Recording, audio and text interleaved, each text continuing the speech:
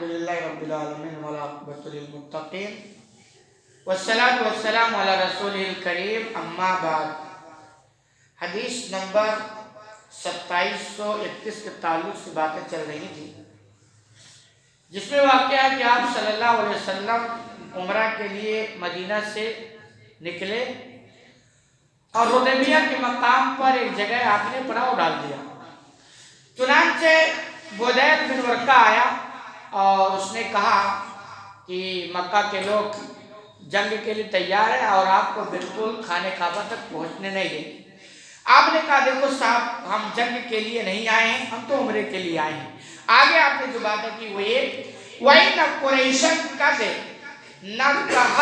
نَكَتَهُمُ الْحَرْبُ وَعَذَرْ بِهِمْ، یقیناً قریش کو بھی مسلسل جنگوں نے کمزور کر دیا اور ان کو نقصان پہنچایا۔ آپ نے کہا دیکھو ہم جنگ کے لیے نہیں آئے، ہم تو عمرہ کے لیے آئے، اللہ کے گھر کی زیارت کے لیے آئے۔ اور رہی جنگ کی بات تو قریش کا بھی معاملہ جنگ کا کیا رہا ہے، غزوہ احد دیکھ لو، بدر دیکھ لو، اچھے خاص جھیلا ہے۔ تو آپ نے دو چار کی طرح بات کی کہ دیکھو جنگ کوئی حل نہیں ہے، جنگ ہو گئی، لوگوں نے دیکھ لیا اور جنگ نے مسلسل قریش کو بھی کمزور کر دیا ہے اور ان کو بھی بہت نقصان پہنچایا۔ ارے ہماری بات تو ظاہر سی بات ہے، چاہے کوئی جیتے چاہے کوئی ہارے، نقصان تو دونوں طرف ہوتے ہیں۔ اس لیے اسلام میں کبھی بھی جنگ کو اچھا نہیں مانا گیا۔ یہ آخری حربہ ہے کہ بھائی سارے حربے جب ناکام ہو جائیں تو پھر اسلام کہتا ہے اس کے علاوہ کوئی آپشن نہیں، تو ٹھیک ہے دیکھ لو۔ تو آپ نے کہا فَإِنْ شَاءُوا مَادَتُهُمْ مُدَّةً وَيُخِلُّوا بَيْنِي وَبَيْنَ النَّاسِ، اگر قریش کے لوگ چاہیں تو ہم سے ایک مدت تک کے لیے صلح کریں کہ ہمارے درمیان اور لوگوں کے درمیان وہ بیچ میں نہیں پڑے، مطلب ہے آپ اپنا کام کرو ہم اپنا کام کریں، ہمارے اور لوگوں کے درمیان آپ نہ پڑے، صلح کر لیتے، ہم بھی صلح چاہتے، جنگ پہ نہیں چاہتے۔ فَإِنْ أَظْهَرَ فَإِنْ شَاءُوا أَن يَدْخُلُوا فِي مَا دَخَلَ فِيهِ النَّاسُ فَعَلُوا،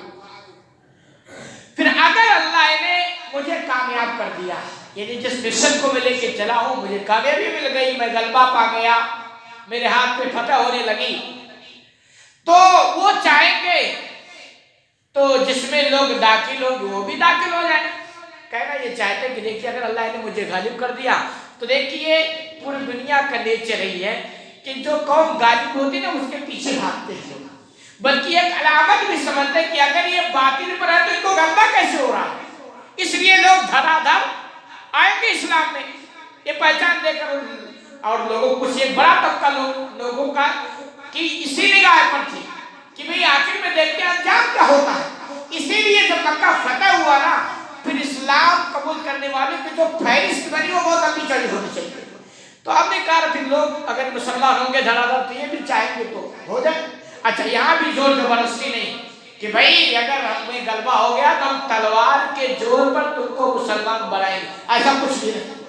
جو لوگ الزام لگاتے ہیں کہ اسلام تلوار کے زور پر، کہاں سے آگے سوال ہی نہیں پیدا ہوتا۔ اسلام تو کہتا ہے زور زبردستی سے مسلمان تو بنا ہی نہیں سکتے ہو، اس کا اسلام مانا ہی نہیں جائے گا، لیکن پتہ نہیں کہاں سے لوگوں سے الزام لگا دیا۔ تو یہاں بھی آپ نے کہا اگر ہمیں غلبہ ہو گیا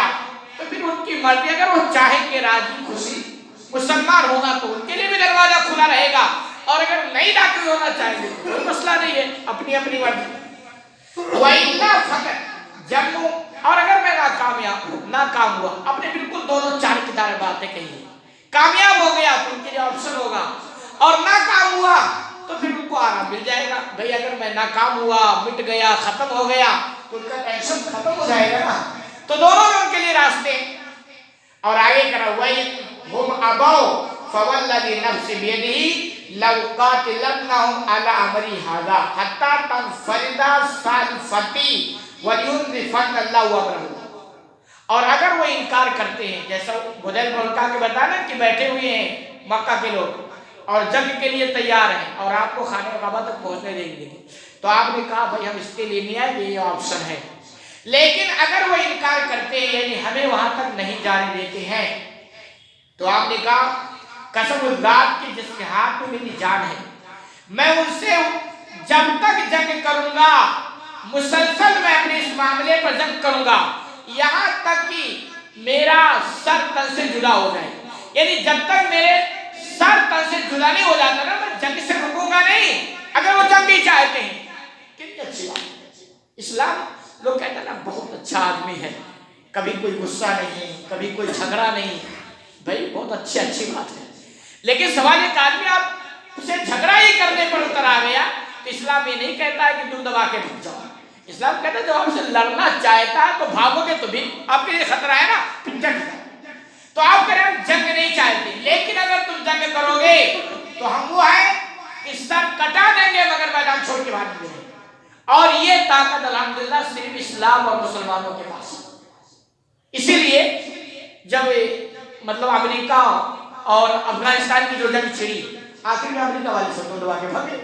وجہ کیا؟ وجہ یہ کہ افغانستان کی قوم کیسے بھی مسلمان ہو، بگڑے ہوئے، نالائق کچھ بھی، لیکن ان کی جو نظریہ وہ یہ کہ ہم لڑتے لڑتے اگر مر گئے نا تو اس زندگی سے بہتر ہمیں مل جائے۔ اور امریکہ والے بھائی ایک قوم لڑ رہی ہے مرنے کے لیے اور ایک قوم لڑ رہی ہے جینے کے لیے، تو جیت کس کی ہوگی؟ ظاہر سی بات ہے۔ تو آپ نے کہا لوگ لڑتے ہیں جینے کے لیے، لیکن ہم جب لڑیں گے نا تو جینے کے لیے نہیں لڑیں گے، تو لڑنے کے لیے لڑیں گے۔ تو آپ نے کہا ہم لڑتے لڑتے مر جائیں گے، سر ہمارا تن سے جدا ہو جائے تب جا کر ہم جنگ کے روکیں گے، ورنہ روکیں گے نہیں۔ تو دونوں آپشن ہیں، جنگ نہیں چاہتے لیکن اگر چھڑو گے تو ہم پیچھے بھی ہٹنے والے نہیں، یہ آپ نے کہی۔ یہاں تک کہ اللہ غالب کر دے، یعنی ہم جنگ کریں گے یا تو اللہ غالب کر دے گا یا تو ہم مر جائیں گے، ختم ہو جائیں گے۔ کہا یہ آپ نے بات کہی۔ فقال بدیل سأبلغ ما تقول، بدیل وہ آیا تھا جس سے آپ کی باتیں ہوئی تھی، تو بدیل نے کہا ٹھیک ہے آپ کی یہ باتیں میں ان تک پہنچا دیتا ہوں، مکہ کے قریش جو لوگ ہیں ان تک پہنچا دیتا ہوں۔ فقال کہا راوی بیان کرتے ہیں فتل کا آتا قریشن، چنانچہ بدیل بن ورقہ وہاں سے روانہ ہوا آپ صلی اللہ علیہ وسلم کے پاس سے اور ایک قریش کے پاس پہنچے۔ قال انک جئناکم من ھذا الرجل، چنانچہ جب قریش کے پاس پہنچے تو بدیل نے کہا دیکھو ہم اس آدمی کے پاس سے آئے، کس آدمی کے پاس سے؟ محمد صلی اللہ علیہ وسلم کے پاس، کیونکہ ادھر آپ پڑاؤ ڈالے تھے اور ادھر وہ بھی تھے اور حالات ایسے تھے کہ جنگ ہو جائے گی۔ تو بدیل نے کہا میں اس آدمی کے پاس سے آیا ہوں، وَسَمِعْنَاهُ يَقُولُ قَوْلًا فَإِنْ شِئْتُمْ أَن نَّعْرِضَهُ عَلَيْكُمْ فَعَلْنَا، اور ہم نے ان کی ایسی ایسی باتیں سنی ہیں اور اگر آپ چاہو تو میں انہیں تم سے بیان کروں، یعنی ان کی جو باتیں ہم نے سنی اگر آپ چاہو تو میں بیان کروں۔ فَقَالَ سُبْحَانَ اللَّهِ حَاجَةَ لَنَا أَن تُخْبِرْنَا عَنْهُ بِشَيْءٍ، تو وہاں جو بیوقوف قسم کے لوگ تھے انہوں نے کہا ہمیں ان کی باتیں بیان سننے کی کوئی ضرورت نہیں، یعنی ان کی باتیں ہمیں بس سناؤ۔ یہ کیا اکڑ پنا ہوتی ہے، جہالت، نادانی۔ اتنی جنگیں ہو گئی، حالات خراب ہو گئے، باپ دادا مٹ گئے، لیکن ابھی بھی عقل ٹھکانے پہ نہیں لگی، ہوش نہیں آیا، یہ ہوتا مطلب تباہی کا راستہ۔ تو انہوں نے کہا کہ ہمیں ان کی باتیں سننے کی ضرورت نہیں ہے۔ وَقَالَ ذُو رَأْيٍ مِّنْهُمْ، لیکن ان میں جو سمجھدار تھے، صاحب رائے تھے، مصلحت پسند تھے، انہوں نے کہا حَاقِلِ مَا سَمِعْتَهُ، نہیں تم جو سن کیا وہ بیان کرو۔ بھئی ہم تو یہی ہے نا، سامنے والے کی بات تو سنو تو سر پہلے، پھر جنگ